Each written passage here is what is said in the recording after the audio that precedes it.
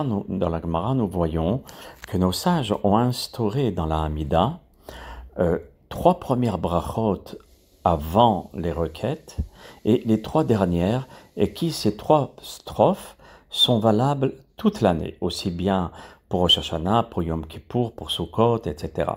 Donc d'abord c'est Magen Avraham, après Mechaya Mitim, et après Ael HaKadosh. Et vous observez que dans ces strophes-là, c'est afin d'exalter le nom d'Akadosh Baruch Hu. Et après avoir louangé Hachem, là on demande la chokhma, la sagesse, l'intelligence, la parnassa, la guérison, etc. Mais pas le contraire. Ça veut dire on ne demande pas avant d'avoir exalté Akadosh Baruch Hu.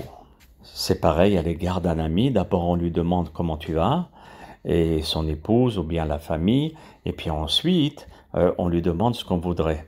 Mais pas le contraire, c'est pas poli, c'est exactement pareil avec Akadosh Baruch Hu. Donc la plupart des décisionnaires conseillent de prononcer. Donc selon l'explication que je vous ai rapportée de la Gemara, c'est la raison pour laquelle que la plupart des décisionnaires conseillent de prononcer le Yehi Ratzon après la bénédiction du fruit ou bien du légume. Comme je vous ai expliqué, d'abord on exalte Akadosh Baruch Hu, on dit Boré Peri Haetz, Boré Peri Adama, etc. Et après, on demande les faveurs qu'on désirait recevoir.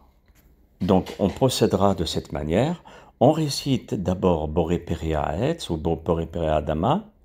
Ensuite, on goûte un petit peu du fruit ou de légume. Et après, on récite le Yiratzon.